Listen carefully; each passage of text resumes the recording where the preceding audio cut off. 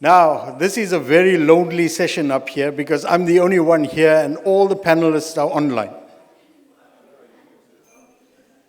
Okay, so I have a very illustrious team of panelists, and the panelists are from all around the world. We've got from the United States, Ghana, India, and Japan. So that's why we're going across time zones. The first person you've met already, Mr. Hiroshi Karamoa. He's the Vice President, Assistive Technology Development Organization, and that's in Tokyo. He's also the former Global President of the DAISY Consortium. He's Global Accessibility Information and Universal Design Expert. And Hiroshi has been involved in DAISY from, I would say, right from the early 90s. So he's been involved in accessibility a long, long time. The next person on the panel today is Mr. Dipendra Manocha. He was on a panel earlier on as well for tourism. Okay? Dipendra is the founder of ShazaCin Disability, and that's in New Delhi, and also ShazaCin Tech.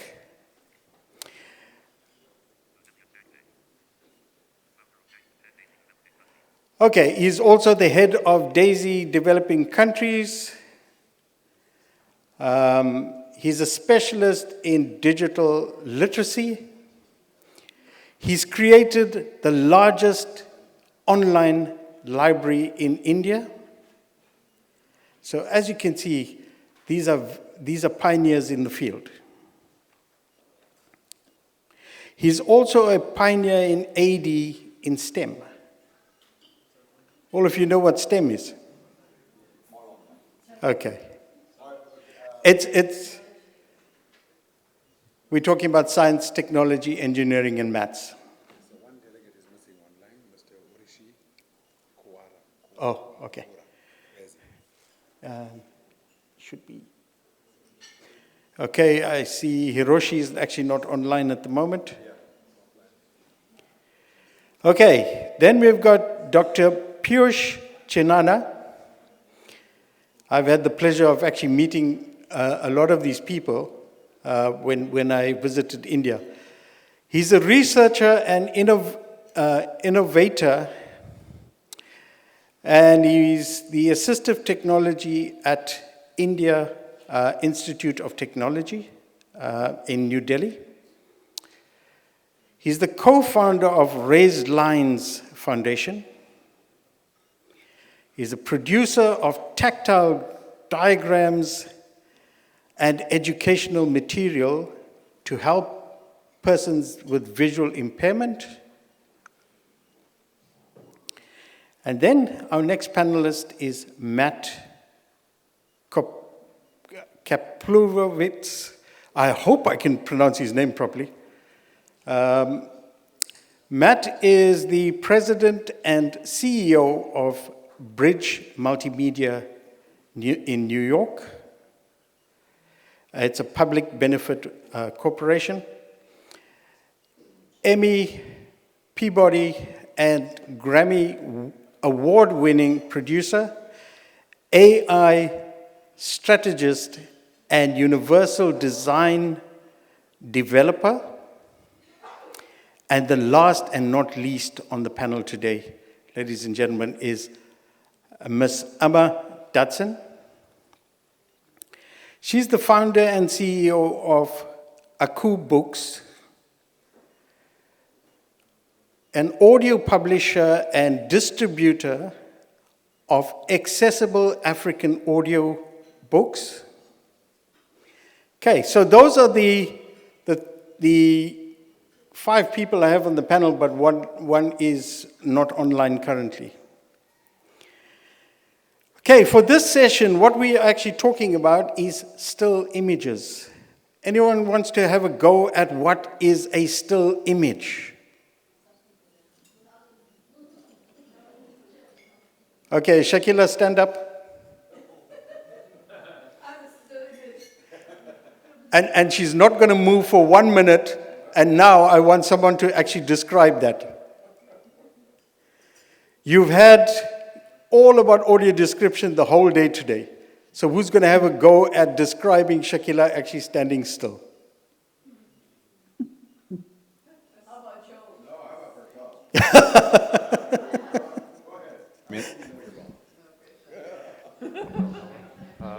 And Joe will be the judge to tell us whether you actually did a good job or not. I wonder, Dino, what am I describing?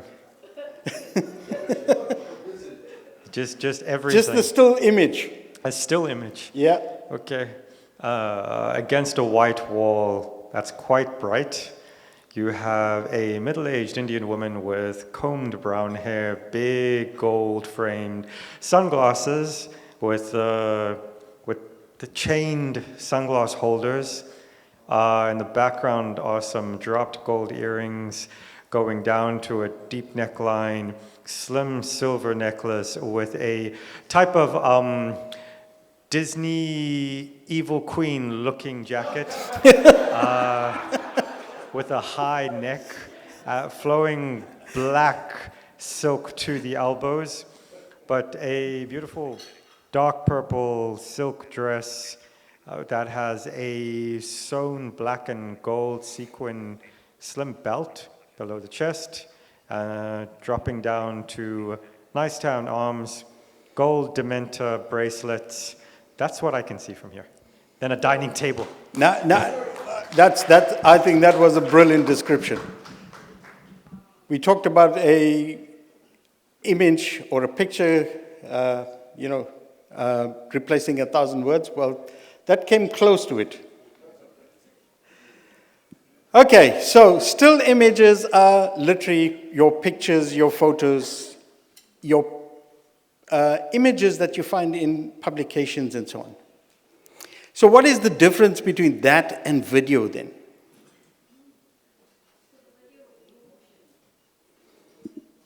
Okay.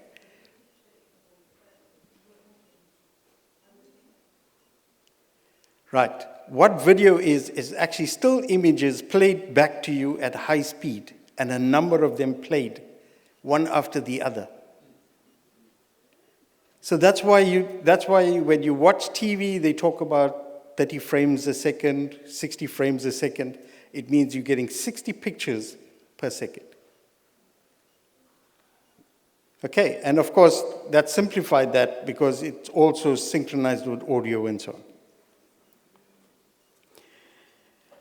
All right, so let's go to our online panel and ask them to introduce each of themselves. I'm going to do them one at a time.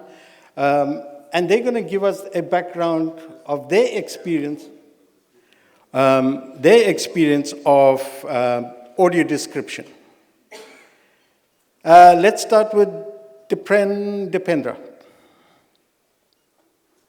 Thanks, Dina, and thanks for having us here for this panel. So I am Dipendra Manochar, Director Developing Countries Program, and I think all that has already been mentioned, but I'm 58 years old and with gray hair, and have been in this field actually for past 32 years.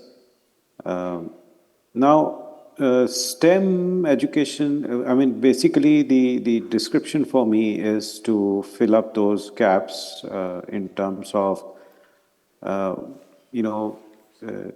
something that will bring few disciplines, open up few disciplines for us, which were otherwise closed.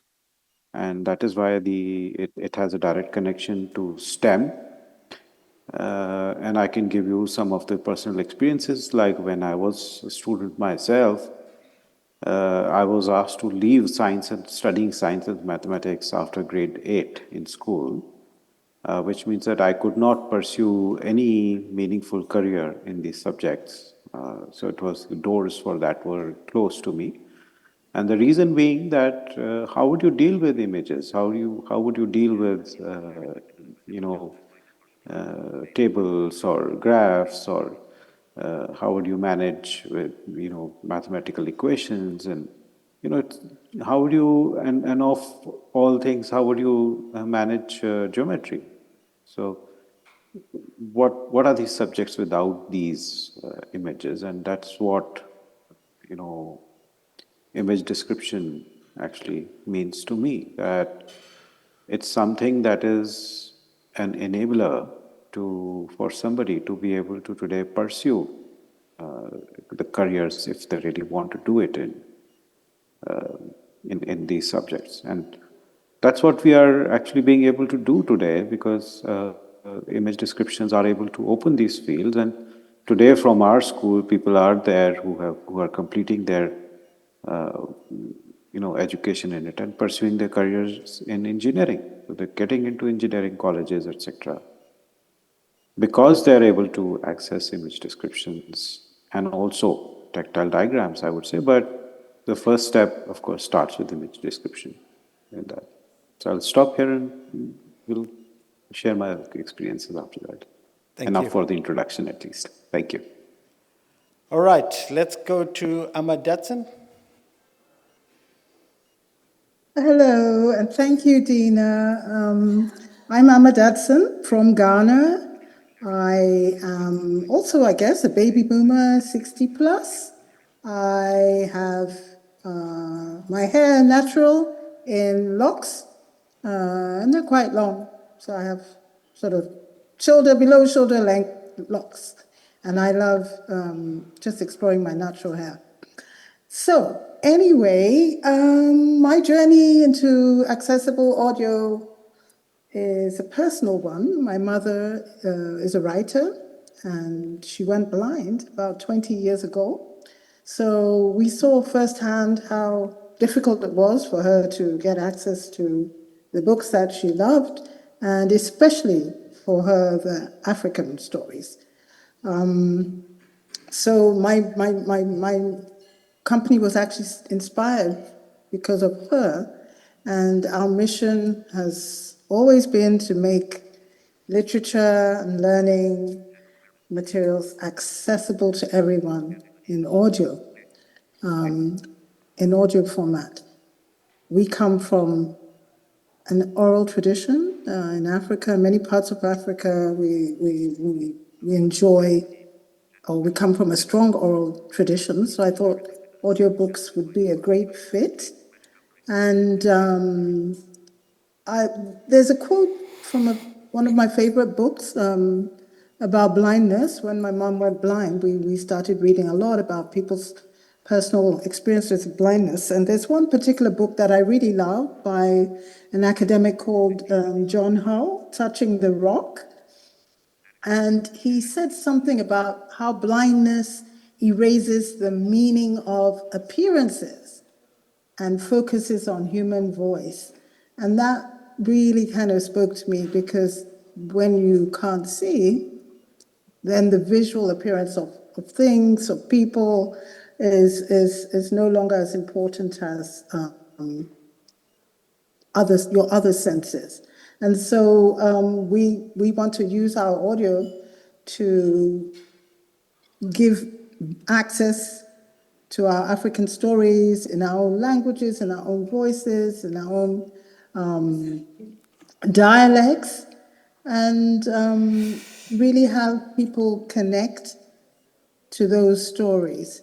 I met Shakila a few years ago when we were both in a cohort for a program, and I was just so fascinated by what she's doing with audio description.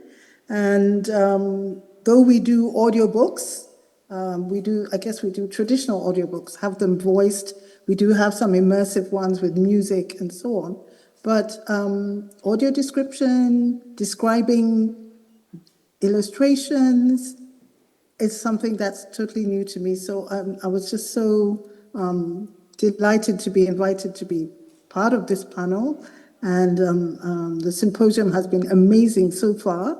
And I'm here to learn so much and to connect with people. I think I actually met you, Dipendra, many years ago when I was working with the UN, UNEP in Paris. Yes, we did. Yeah, Yes, we we did. I mean, did we in also Bangkok. spoke That's right. A after few that times for when we were the. trying to get Daisy. That's right. Yes, And absolutely. also met Hiroshi-san. So that's so many, so many years ago. It's lovely to connect with you again. Thank Exactly. you. Thanks to Yeah, Shagila to bring us together on this yeah, panel. that's right. All right, can I ask Piyush, Dr. Piyush Chinana to introduce himself? Good evening, everyone, and thanks, Dina, for giving this opportunity. Okay, my name is Piyush, and presently I'm leading National Center for Assistive Health Technologies in India. And our journey in this area started way back in around 2012. Uh, when the challenge in India was most of the students were dropping maths and science because there were no images available in accessible formats. And that encouraged us to start working in this area. Uh, so we initially, as our focus has been on making diagrams accessible specifically for maths and science. And that we rolled out as a not-for-profit startup with the name Raise Lines Foundation, which is continuously serving the need of school children and the highest children and students in higher education in our country.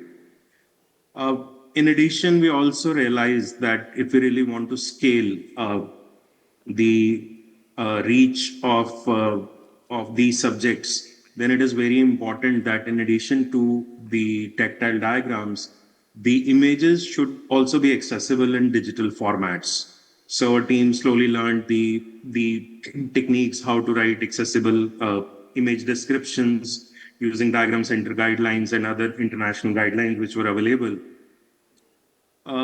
And we started doing that specifically for the subjects which other organizations were not doing in India. And now, in the last couple of years, things are changing dramatically because with the advances in AI, the image description part is really going in the different direction. Till now, our challenge was how can we get people who are subject experts and also experts in writing meaningful image descriptions, which are relevant for persons with visual impairment. But now we are slowly experimenting and going in the direction where we are using AI tools to actually generate high quality image descriptions with a much smaller team and with much less effort. So that's the broad area of work that we have been doing in India. Thank you. Thanks, Piyush. Can we call upon Matt? Can you tell me if Hiroshi-san is online? Not yet. Okay. Matt, can we get you to introduce yourself?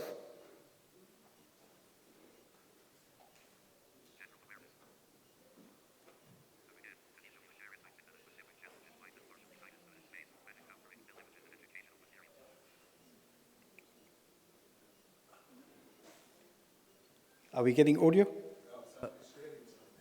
Good day, everyone. It's Matt Kaplowitz. I'm thrilled to be here, and what an incredible dance performance and concert and discussion that was. I am another baby boomer, and with not much in the hair department, and I'm wearing a brown sweater. Very happy to be here, and I have been very involved with creating the type of content that Piyush was just talking about for alternative text. And I will be happy to get more into that from a standpoint of usability and access. And so I yield the floor back to you. Thank you.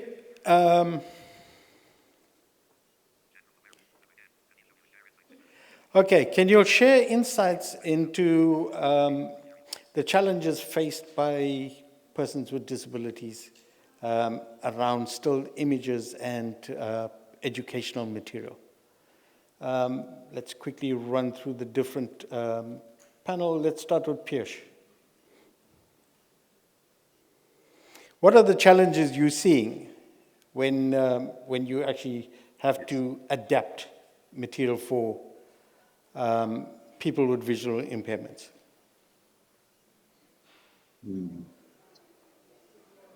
So I would say the challenges are different at different levels of education.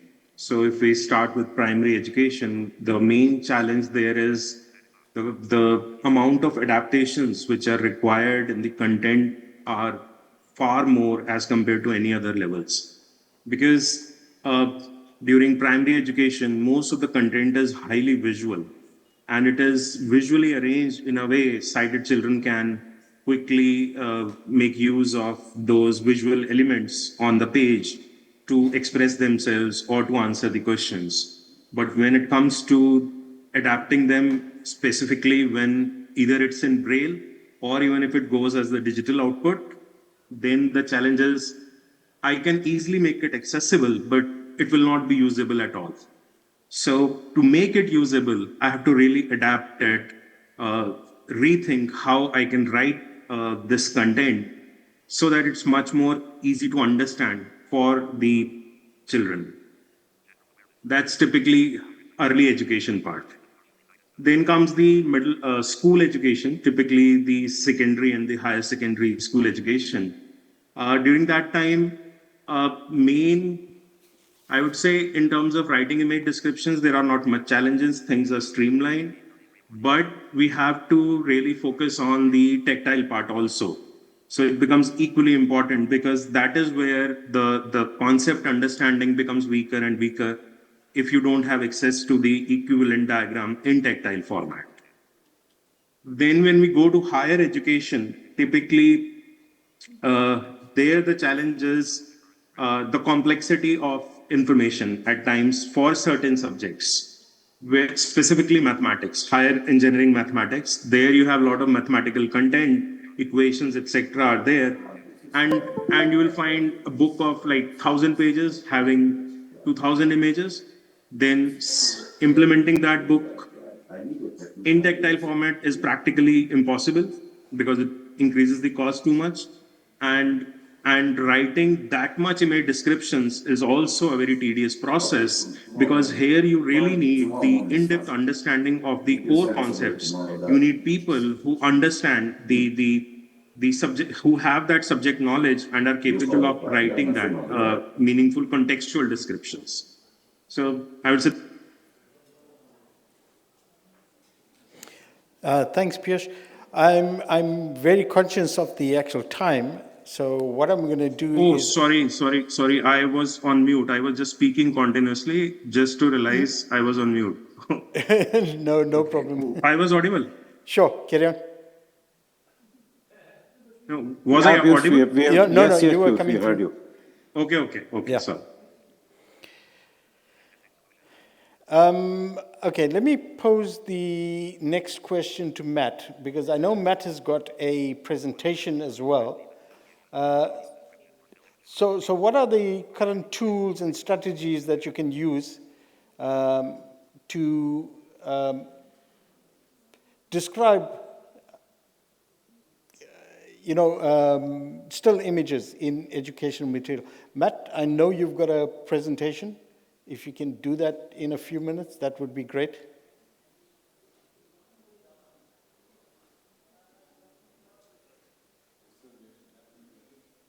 Matt, you are muted.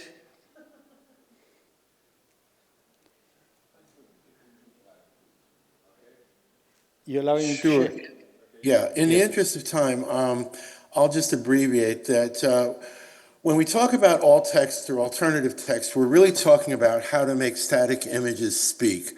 Alt text is the short written description that tells someone using a screen reader or a braille display what an image or chart or diagram is showing and why it matters. In learning materials, which is what we're speaking about here, slides, ebooks, PDFs, Alt text ensures that every learner, including those who are blind or have low vision, can access the same content. For example, if a graph shows climate data or a map highlights trade routes, alt text delivers the same idea in words. Without it, the student's screen reader will only say image, and it misses the core message. Across Africa, alt text is more than a good practice. It's already becoming a compliance requirement. Most African Union nations have ratified the UN Convention on Rights of Persons with Disability and to committing to equal access to information. While laws differ, nearly all African nations are guided by the same technical standard, the World Wide Web Content Accessibility Guidelines, WCAG for short, 2.1 AA, cited in Africa's SANS 301549 and in Kenya's and Nigeria's digital frameworks. The takeaway is every informative image should have meaningful alternative text or alt text, and decorative visuals should be marked as decorative. When we do that, we're not just meeting a standard, we're making learning truly accessible for everyone. And back to you. Thanks, Matt.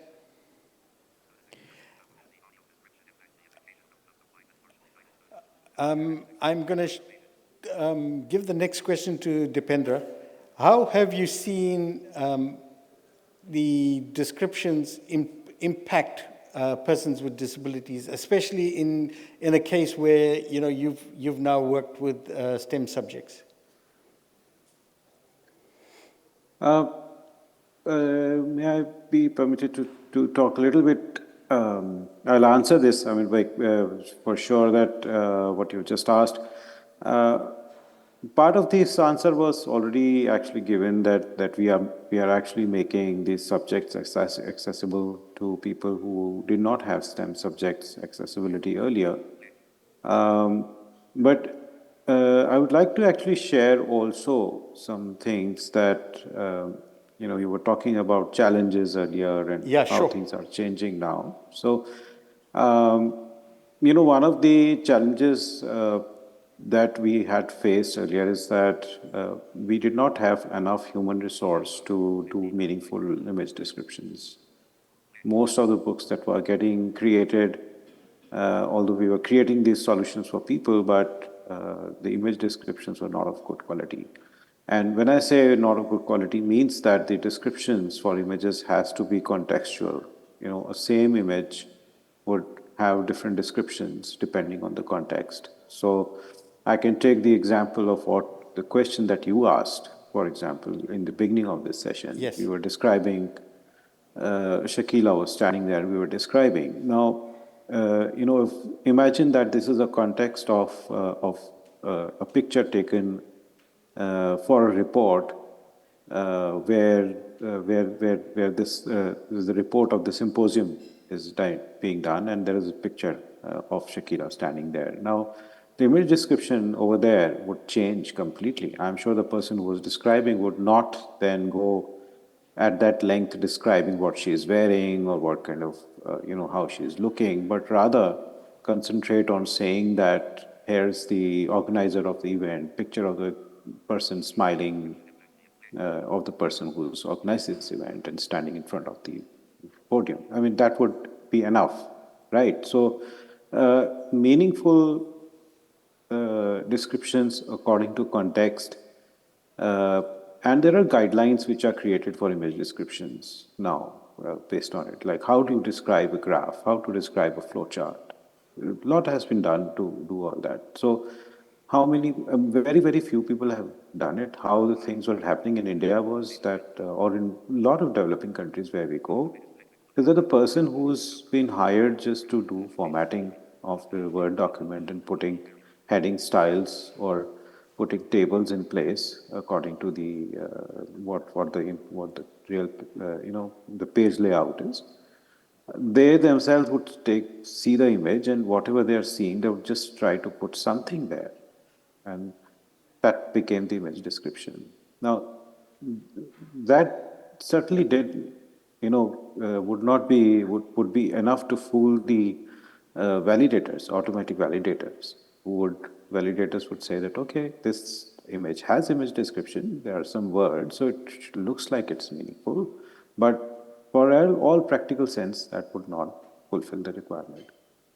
And of course, there is a huge opportunity that has come by way of AI, and uh, this artificial intelligence has opened up doors like never before, especially in the area of image descriptions. This area has really improved so much.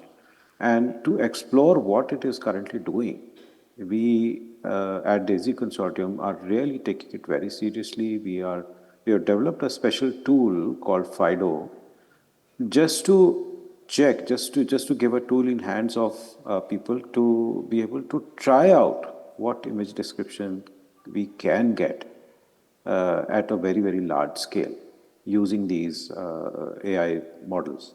So we are ourselves not creating a model, image description model ourselves, but what we are doing is we are developing meaningful prompts for image description. We are saying that you also join us, you also share, because prompts do make a big difference in what output you are going to get from the AI models.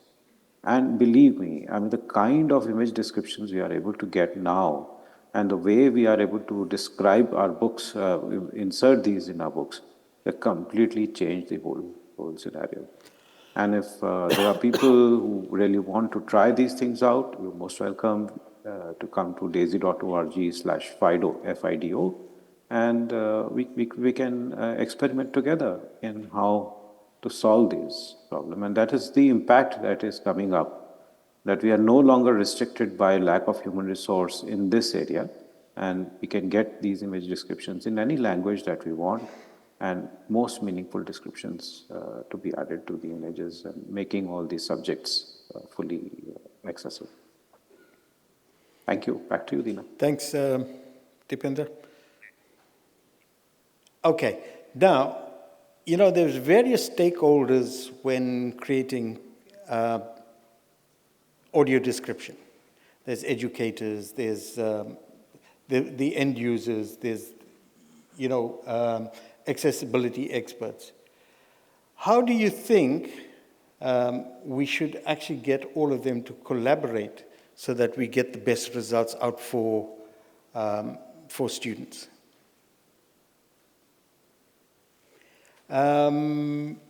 Let's give that to whom are you directing this question? Yeah, let's give this one to Amma. Yes. Thank you for that question. And I actually wanted to say a little bit on the previous question about technology and some of the challenges, because I think I totally agree with my fellow panelists about the tools being there. But for us, they are there. But for us in Africa and Ghana, just most of these tools, the publishers and the teachers, the educational material providers, the institutions, they don't conform to any of the standards. You know, we all know about W3C and its standards, but nobody really actively practices them and checks and makes sure that they work. And a lot of accessibility is sort of added on after, as an afterthought. So I think we need to build in accessibility from the design stage when the books are being written, educational materials are being written and designed. We need to have a way of bringing accessibility standards and practices into the design. Then I think also the teachers, the content creators, in terms of just when it comes to description, and I was fascinated to hear what you're saying, Dipendra, about FIDO and its capabilities in different languages. I think contextual image description is so important, you know. I loved the gentleman who described Shakila, and I was thinking, interesting, if a woman had answered, I think we might have started on a different, from a different place. But so the context about why you're describing an image is so important, and what exactly you're going to say, the setting,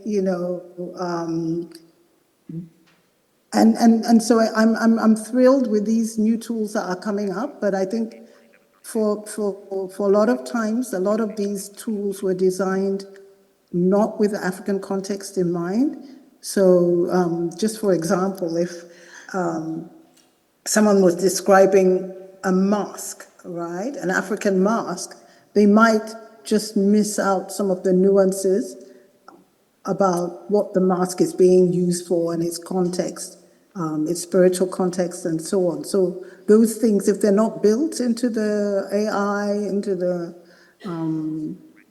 data sets and all the new tools that are being developed, I think it's going to make for audio descriptions that are not very well contextualized.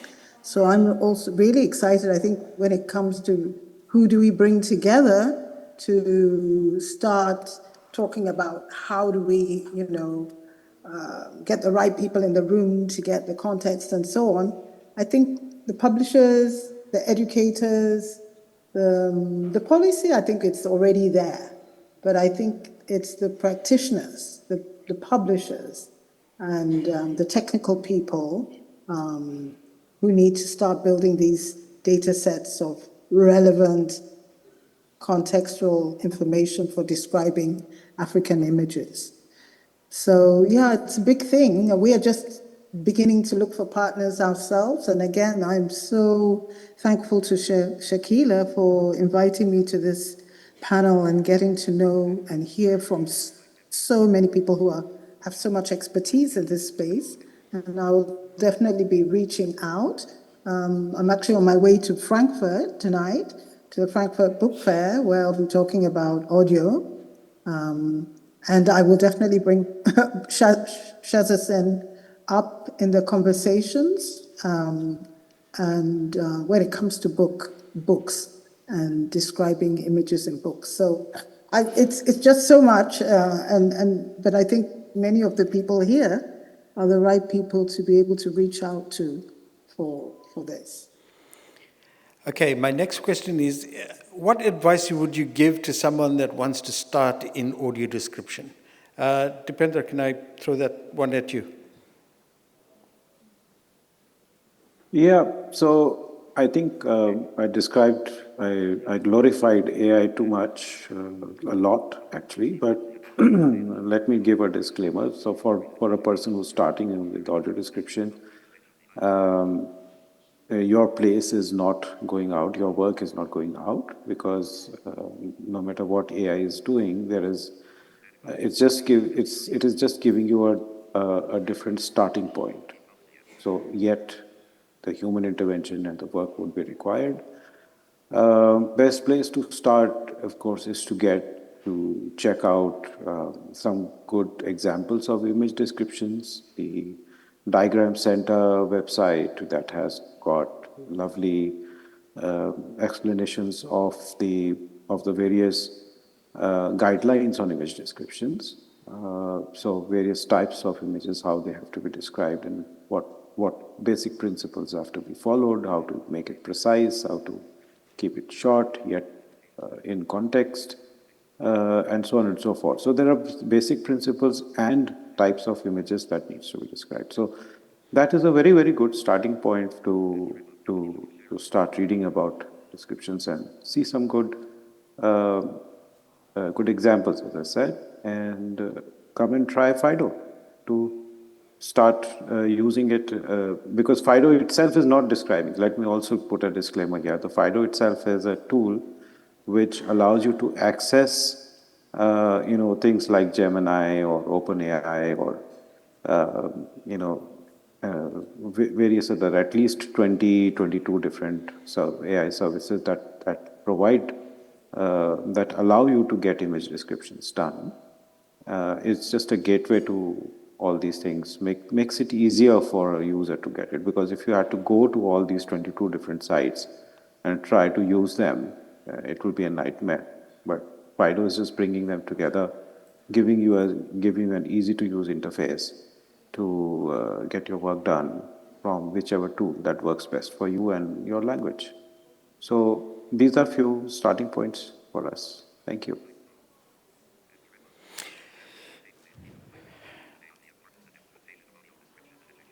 Okay, so because of time, I'm going to ask each of you to give me your final thought that you want to give to the audience in terms of taking forward audio description in the future. What do you think would help the audience to actually adopt AD? So I'm going to start with Matt. Thank you. The art and the magic of good alt text really happens when everyone is at the table early.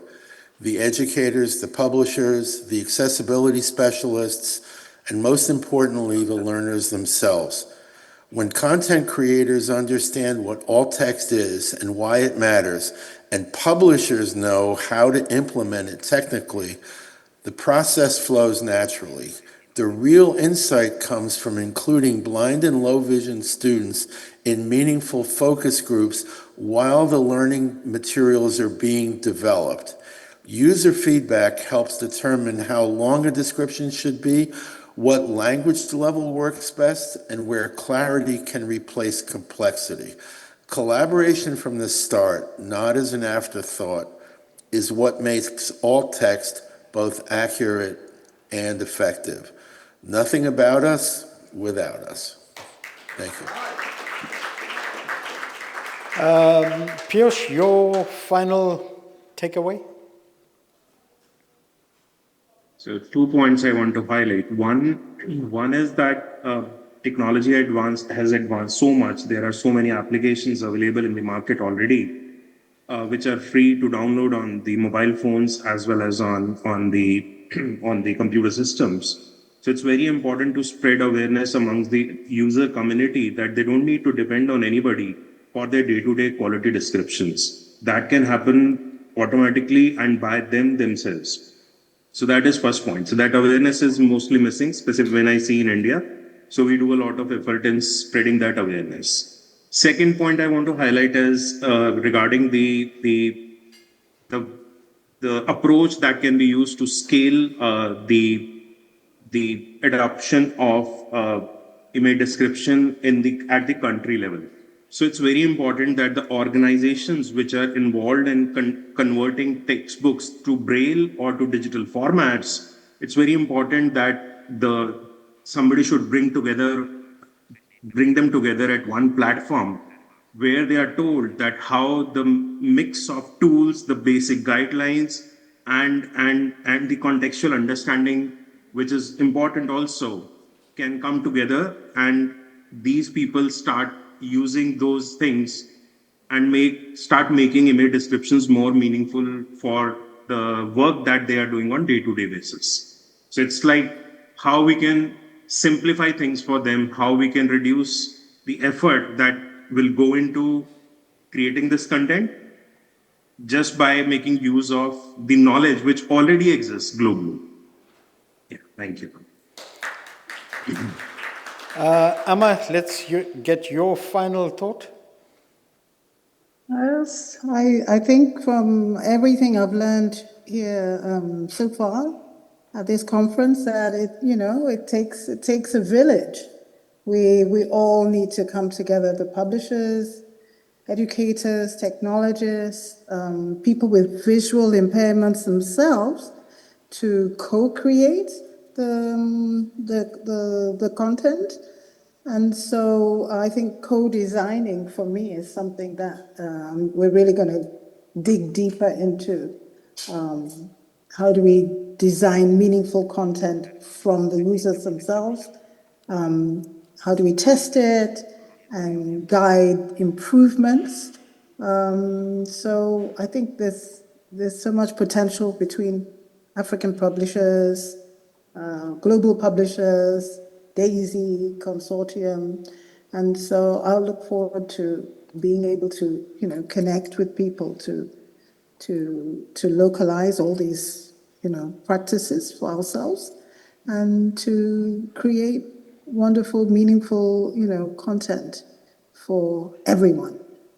We must start with the co-design and designing books and literature from the word go, with accessibility in mind. Yeah. Okay, and finally, let's get Dipendra's thoughts. Thanks, Tina. Two things. First is, let's stop recreating the world. So universal design and born accessible there is no replacement of that. Publishers appeal to publishers that everything is born digital. Let's also make it born accessible digital. So that's the first thing, and that includes this descriptions, graphics descriptions, image descriptions. It's such an important part of that accessibility. The second message is towards, especially when we go to like Braille production or any accessible production, I would like to get into a position where I don't have to hear this answer. That sometimes I ask, Braille presses, what do you do when you hit an image in a book? How do you deal with it in your Braille books? Very often in so many countries I hear, we just delete them. And that's the end of the story. And I think that is something that needs to change, because gone are the days when we were studying only languages or, social sciences or, just humanities. So we are there. We need to learn economics, geography, science, maths, all these subjects. And for that, we can't just delete images. Either we need descriptions, if not tactile diagrams. And even with tactile diagrams, we still would need descriptions of those images to be included. So those are two very critical things from my side. Thank you. Okay, I've just been told that Matt raised his hand. So Matt, I will quickly come to you before I close. Just wanted to share one other image that sort of points to the future on what we have. I'm displaying on the screen right now an image of a page of a PDF document that is in 4 quadrants.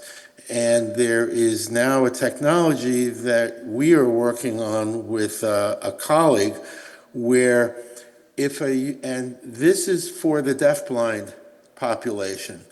And if a user presses on any quadrant within the image, a sign language interpreter appears with pre-recorded sign language that signs the alternative text or the print text. And I know that this is way in the future for some countries, but as far as what's possible, to move towards the ability for deafblind individuals also to have the benefit of alternative text is a new and exciting possibility. And maybe next year we'll come together and everybody can try it. Thank you. Wow. Okay, finally, I want to thank the panelists for joining us and sharing their knowledge with us. Thank you very much to all of you. And my takeaway is that do not see audio description as a replacement for any other accessible media. It's complementary to the other media formats as well. Okay, thank you, ladies and gentlemen.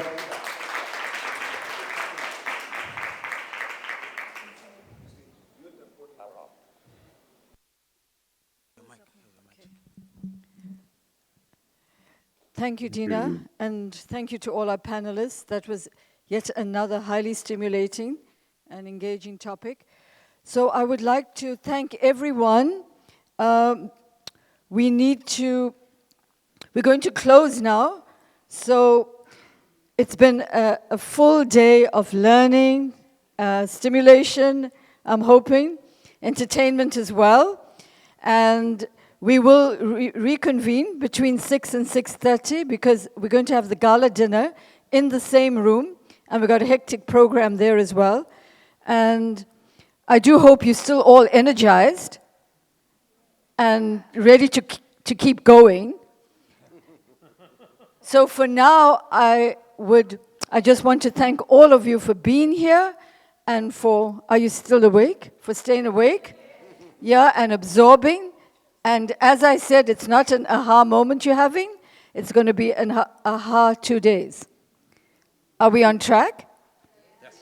So thank you very, very much. Will you think about the panels that spoke this afternoon? Will you come up with key objectives, 2 to 3 key objectives from the dance panel, from the education panel? What do you think we should be doing in South Africa? And we'll collect those little slips of paper and we'll compile it into feedback to all of you tomorrow. But thank you, everyone, and see you later.